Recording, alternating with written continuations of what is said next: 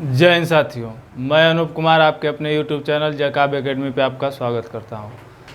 तो बच्चों, जैसा कि हम लोग पढ़ते आ रहे हैं, अब ये जो टॉपिक चल रही थी अभिवृद्धि एवं विकास की चल रही थी, उसमें हमने अभिवृद्धि और विकास को बारी बारी से देखा भी था और समझा भी था। अब आते हैं विकास के नियम की बात करते हैं। तो विकास के नियम में लगभग सभी नियम हम देख चुके थे, बस उसमें दो नियम बचा हुआ है। एक एकीकरण का सिद्धांत बचा हुआ है और एक क्रमबद्धता का सिद्धांत। तो आइए उनको भी बारी बारी देखते हैं। पहले मैं चैप्टर का नाम लिख देता हूं। क्या बच्चा? अभिवृद्धि एवं विकास, ये आपके चैप्टर का नाम है, ठीक है। इसमें बच्चा होता क्या है कि अब दो नियम हमको देखने थे। तो एक के नियम जो है उसमें क्या कहते हैं, उसको एकीकरण का सिद्धांत। क्या बच्चा? एकीकरण का सिद्धांत। एकीकरण का सिद्धांत। क्लियर है बच्चा? अब एकीकरण का सिद्धांत क्या कहता है बालक?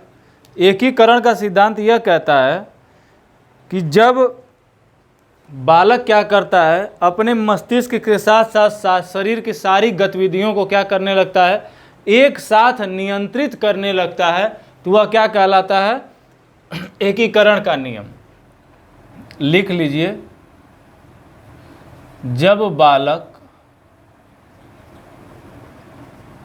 अपने मस्तिष्क के द्वारा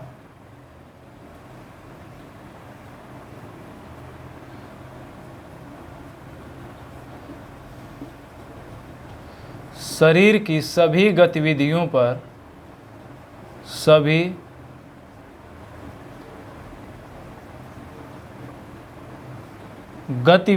पर एक साथ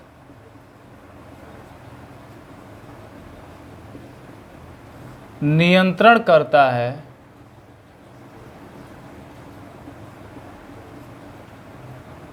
तो वह क्या कहलाता है? एकीकरण का सिद्धांत कहलाता है। जैसे बच्चा इसमें क्या हो जाएगा, जैसे मान लीजिए शारीरिक गतिविधि हो जाएगी, मानसिक हो जाएगी, सामाजिक हो जाएगी। कौन बच्चा? सामाजिक और व्यवहारिक। ध्यान दीजिए, ये जब सारी गतिविधियों पे क्या करता है बालक, एक साथ नियंत्रण कर लेता है, तो वह क्या कहलाता है? एकीकरण का सिद्धांत कहलाता है।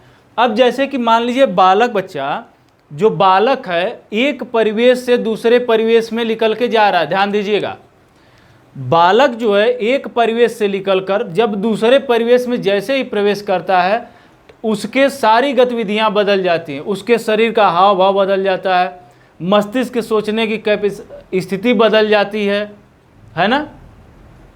तो उन परिस्थितियों में भी जब शरीर के या मस्तिष्क के द्वारा शरीर के सारी गतिविधियों को क्या कर दिया जाता है? नियंत्रित कर दिया जाता है, तो वही क्या कहलाता है? एकीकरण का सिद्धांत कहलाता है। क्लियर है बच्चा? इतना। अब आते हैं दूसरा जो है, उसको कहते हैं बच्चा क्रमबद्धता का सिद्धांत। क्या कहते हैं? क्रमबद्धता का सिद्धांत कहते हैं। दूसरा है बच्चा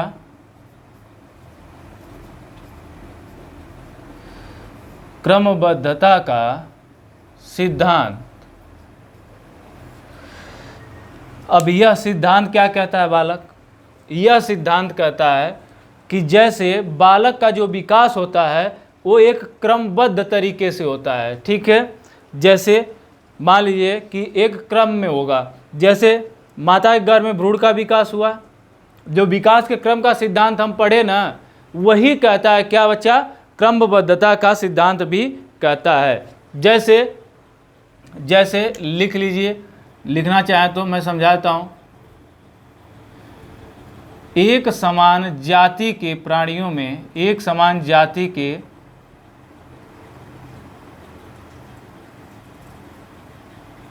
प्राणियों में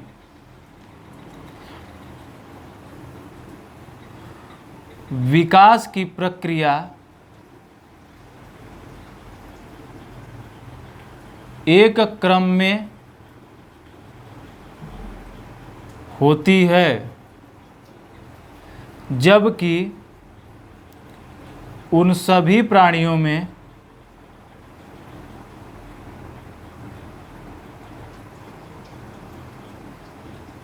वैयक्तिक भिन्नताएं पाई जाती है। क्या बच्चा?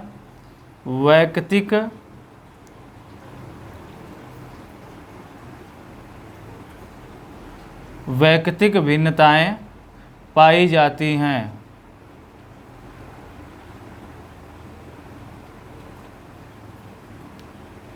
क्लियर है बालक? इतना देखिए ध्यान से। क्रमबद्धता का सिद्धांत क्या कहता है? एक समान जाति के प्राणियों में विकास की प्रक्रिया एक क्रम में ही होती है, या एक समान जाति के प्राणियों के अलग अलग समाजों में भी कह सकते हैं विकास की प्रक्रिया एक क्रम में ही होती है, जबकि जब उन सभी प्राणियों में जबकि होगा, क्या होगा बच्चा?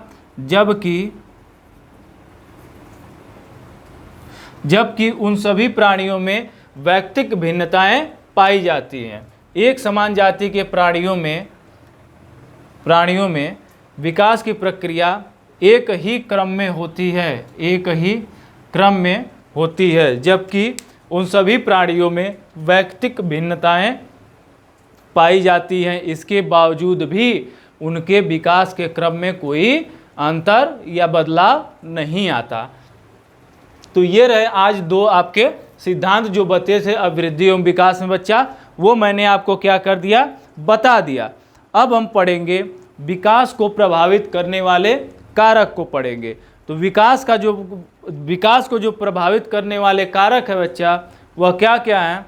तो आप लोग जानते हैं विकास को प्रभावित करने वाले कारक जो होते हैं, ठीक है।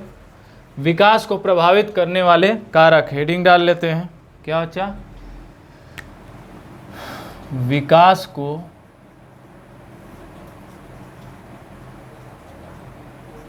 प्रभावित करने वाले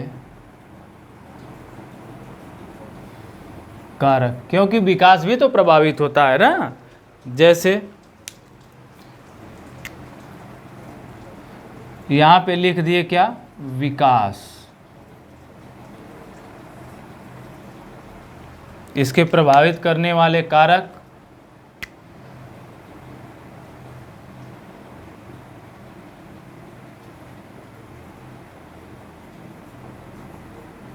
वंशानुक्रम,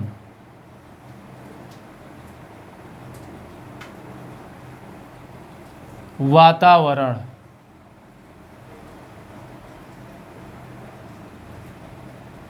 विद्यालय, परिवार, पौष्टिक भोजन में कमी,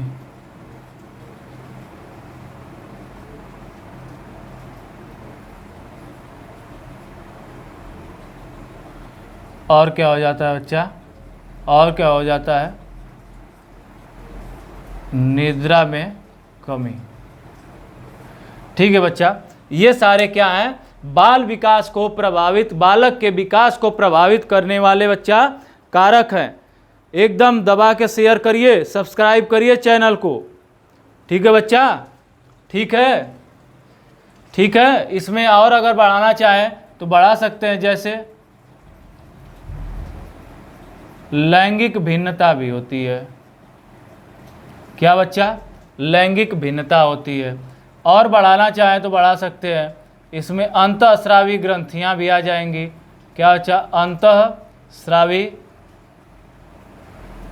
ग्रंथियां। ठीक है बच्चा? ठीक है साथी, एकदम चैनल को ज़बरदस्त तरीके से सब्सक्राइब करिए। कंटेंट में एकदम बेहतरीन तरीके से मिलेगा आपको, एकदम टेंशन नहीं लेना है। तो विकास को प्रभावित करने वाले कारक में वंशानुक्रम, वातावरण, विद्यालय, लैंगिक भिन्नता, परिवार, अंतःस्रावी ग्रंथियां, पौष्टिक भोजन में कमी, निद्रा या विश्राम कह सकते हैं कि अगर इसमें कमी आ गई, लिख लीजिए इसको सही से, निद्रा और विश्राम में क्या होगी? कमी आएगी, तो वो भी प्रभावित करेगी। क्लियर है बच्चा? चलो तैयार हो जाओ मेरे चीतों, आओ देखते हैं। वंशानुक्रम पे आते हैं। वंशानुक्रम जो होता है, वंशानुक्रम होता है बालक, यह माता पिता से निर्धारित होता है। किससे? माता पिता से। और वंशानुक्रम से जो माता पिता से निर्धारित होता है उसमें क्या मिलती है बच्चों को? बुद्धि। क्या बच्चा? बुद्धि, नैतिकता, नैतिकता इत्यादि। ज़्यादा नहीं लिखेंगे, छोटा छोटा बस समझ लीजिए कि जो भी वंशानुक्रम से बालक के अंदर मिल सकते हैं उसको हम क्या करेंगे बच्चा? लिखेंगे। मूल प्रवृत्ति वाली भावना, ठीक है, मूल प्रवृत्ति वाली भावना, चरित्र वाली भावना, उसको मैंने नैतिकता लिख ही दिया, ठीक है। ये सारे वंशानुक्रम से मिलते हैं। अगर बालक को, ध्यान दीजिएगा, ध्यान सुनिएगा, अगर माता पिता क्या है? मंद बुद्धि है, तो ऐसा एक सिद्धांत भी कहता है ना, समान प्रतिमान का सिद्धांत, ठीक है, या समानता का सिद्धांत। समान प्रतिमान का सिद्धांत तो आकार की बात करता है, लेकिन जो समानता का सिद्धांत है वह बताता है कि जो भी व्यक्ति माता पिता के समान, जैसे माता पिता होते हैं वैसी ही उनकी संतान होती है।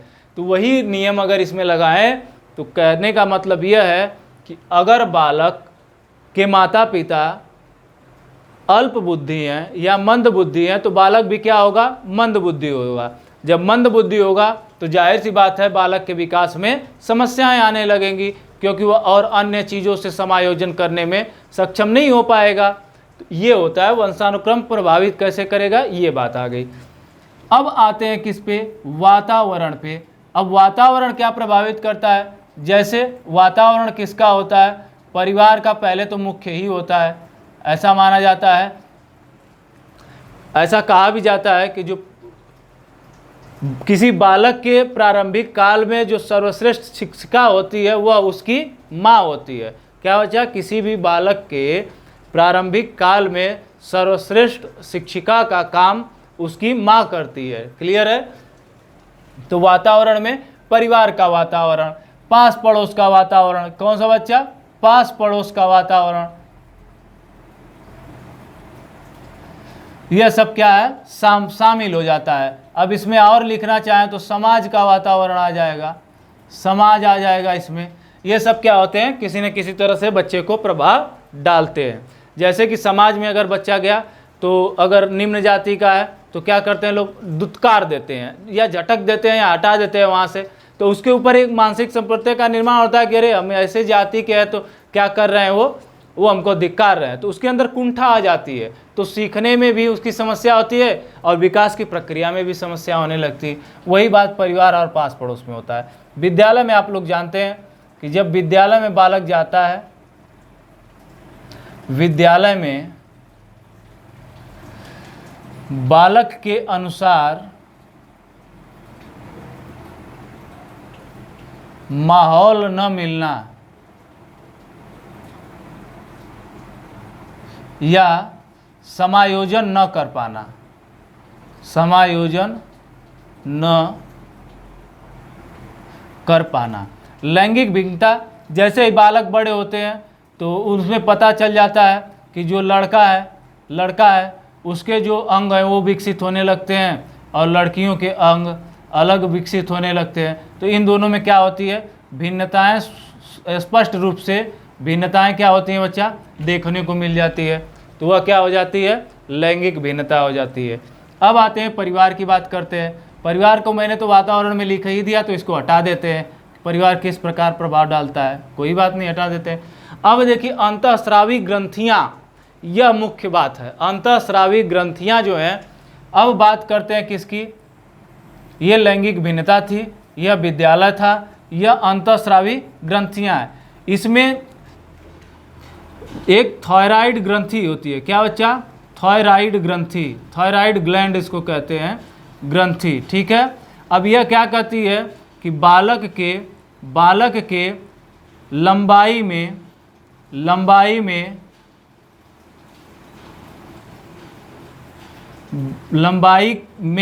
वृद्धि करती है, लंबाई में वृद्धि करती है या सहायक होती है। यह क्या है? अंतःस्रावी ग्रंथियां हैं बच्चा। क्या है? अंतःस्रावी ग्रंथियां हैं। अब जब यह स्रावित होगी, क्या स्रावित होगी, तो अगर ये एकदम संतुलित मात्रा में स्रावित हो रही है तो क्या होगा, बालक की एक औसत लंबाई होगी। ज़्यादा स्रावित होती है तो बच्चे क्या होते हैं, थोड़े अजरूरत औसत से लंबे हो जाते हैं।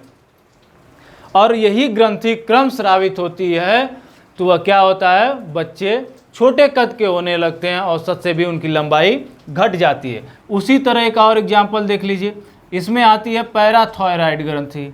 पैराथायराइड ग्रंथि, यह ग्रंथि क्या करती है, हड्डियों में क्या बच्चा, हड्डियों के विकास में सहायक होती है। हड्डियों के विकास में सहायक होती है। क्लियर है बच्चा, हड्डियों के विकास में क्या होती है, यह सहायक होती है। तो इसलिए इन ग्रंथियों की भी आवश्यकता होती है। अगर यह ग्रंथि सही से नहीं स्रावित हो रही हैं तो कहीं न कहीं बालक की हड्डियां जो होगी कमज़ोर होंगी। अब आते हैं पौष्टिक भोजन की कमी की बात करते हैं। पौष्टिक भोजन की बच्चा कमी की बात करते हैं। तो जो पौष्टिक भोजन में कमी आती है वह किस तरह होती है, जैसे कहा जाता है कि पोषक तत्वों से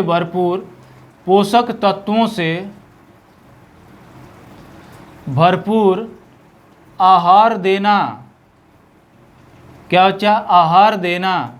दूसरा होता है विटामिन्स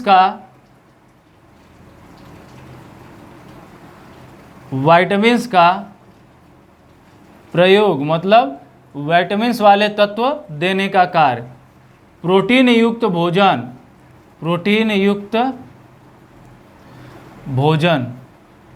अब इस सबको अगर मिला के कहें तो इसका मतलब है, इस सबको अगर मिला के कहें तो मतलब होता है कि बालक को संतुलित भोजन मिलना चाहिए। अगर बालक को संतुलित भोजन नहीं मिलेगा तो उसकी जो शरीर होगी, अगर वह विकसित नहीं होगी, उसके जो अंदर ग्रंथियां हैं वह विकसित नहीं होंगी या वह स्रावित नहीं होंगी इन पोषक तत्वों के माध्यम से, तो बच्चों के विकास में बच्चा समस्या उत्पन्न हो जाती है। तो वह क्या करता है, विकास को प्रभाव करता है। जैसे निद्रा और विश्राम, तो निद्रा और विश्राम मैं बता देता हूँ, इन अवस्थाओं के अनुसार होता है। जैसे शैशवावस्था में, कहाँ लिखे बच्चा, यहीं पे लिख दे, समझ जाएंगे, थोड़ा छोटा लिखेंगे। शैशवावस्था में 12 घंटे, कितने, कम से कम 12 घंटे बच्चों को सोना चाहिए। बाल्यावस्था में कम से कम 10 घंटे। और वही किशोरावस्था की बात किया जाए, किशोरावस्था के, तो कम से कम 8 घंटे सोने चाहिए बालक को। देखिए बच्चा, है ना बेहतरीन एक्सप्लेनेशन, कोई दिक्कत हुई, एकदम बेहतरीन तरीके से समझे आप। कोई समस्या हुई बच्चा, बताइए, लीजिए स्क्रीनशॉट फटाफट, तब आगे बढ़े। और बच्चा चैनल को क्या करिए, ज़्यादा से ज़्यादा शेयर करके चैनल को सब्सक्राइब करवाइए, क्योंकि बस आप लोगों का सहयोग ही चाहिए, बाकी काम तो हम कर देंगे आपके लिए। क्लियर है बच्चा, आगे चलें, आगे चलते हैं।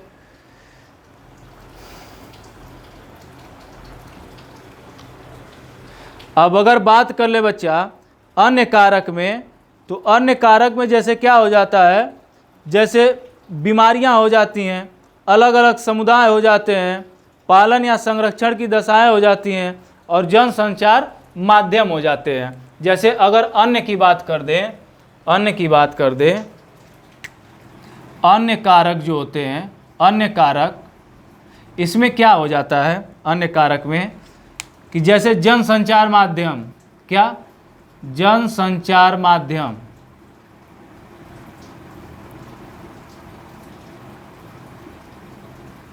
पालन पोषण में कमी। ठीक है बच्चा,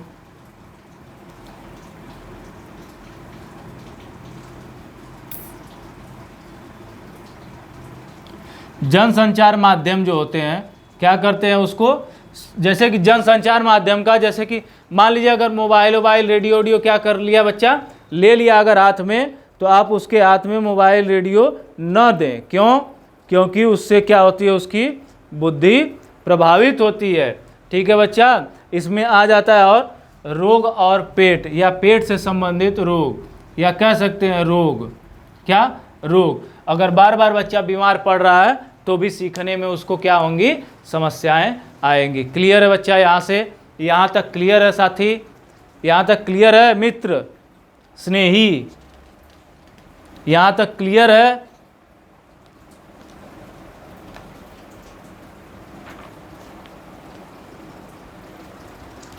क्लियर है साथी? चलिए मिटाते हैं।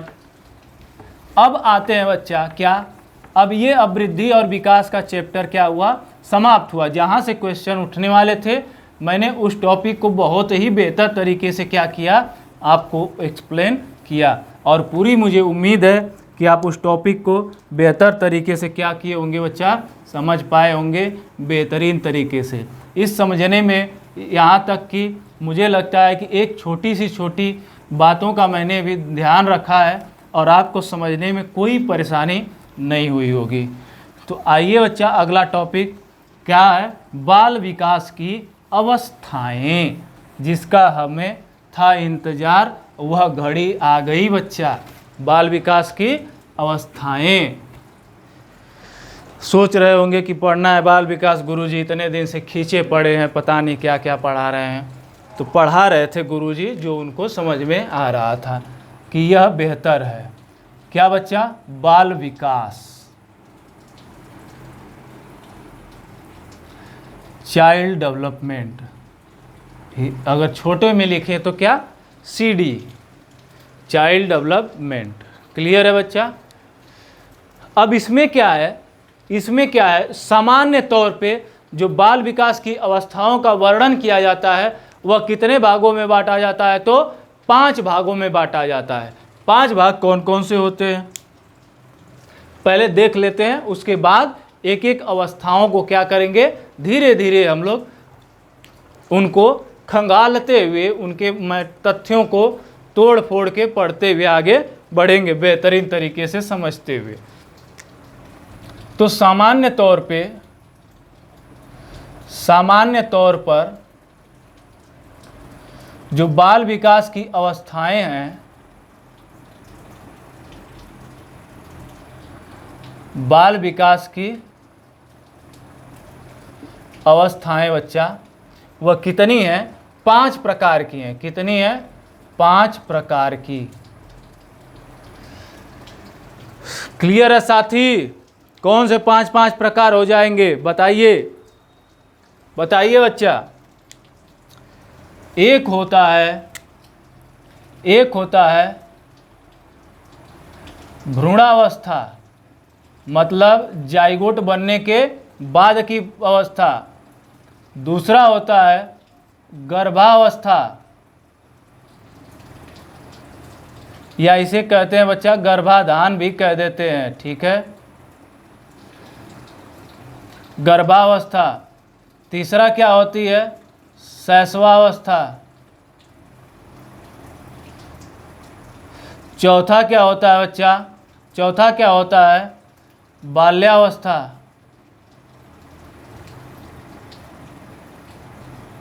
ठीक है, और 5वां क्या होता है, किशोरावस्था। क्या बच्चा, किशोरावस्था।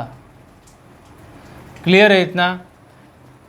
इसका समय जो होता है आप लोग जानते हैं कि स्पर्म और ओवम के मिलने की प्रक्रिया के बाद जब जाइगोट का निर्माण होता है, कहाँ पे, जाइगोट के निर्माण काल से इसका शुरू हो जाता है। गर्भावस्था आप जो जानते हैं 9 मंथ 10 डेज, 9वां 10 दिन लगभग, ज़्यादा कम हो सकता है। शैशवावस्था 0 से 5 या 6 वर्ष। क्लियर है? और बाल्यावस्था 5 या 6 से 12 या 13 वर्ष। तो मैं 12 वर्ष ही लिख रहा हूँ, नहीं तो लिख ही देता हूँ भाई, आप लोग भी तो महान नहीं हैं। और किशोरावस्था 12 या 13 वर्ष से क्या होती है बच्चा, 18 वर्ष होती है। क्या होती है, 18 वर्ष होती है। क्लियर है? तो ये थी सामान्य तौर पर बाल विकास की अवस्थाएं थी बच्चा। किस तौर पे, बाल विकास के तौर पे। और मुख्य तौर पर बाल विकास की जो अवस्थाएं हैं वह कितनी है बच्चा, तो 3 है। कितनी है? 3 है। पहला शैशवावस्था, क्या बच्चा? शैशवावस्था, जिसको कहते हैं क्या बच्चा? क्या कहते हैं बच्चा? इनफैंसी। इनफैंसी कहते हैं। क्या? इनफैंसी कहते हैं। दूसरी है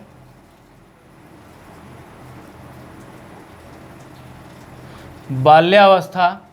क्या बच्चा? पहली है शैशवावस्था, दूसरी है बाल्यावस्था, जिसको क्या कहते हैं? चाइल्डहुड कहते हैं। क्या? चाइल्डहुड कहते हैं।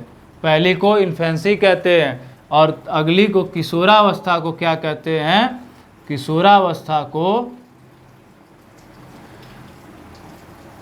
इसको कहते हैं एडोलेसेंस। एडोलेसेंस कहते हैं बच्चा। क्या कहते हैं? एडोलेसेंस कहते हैं। एडोलेसेंस कहते हैं।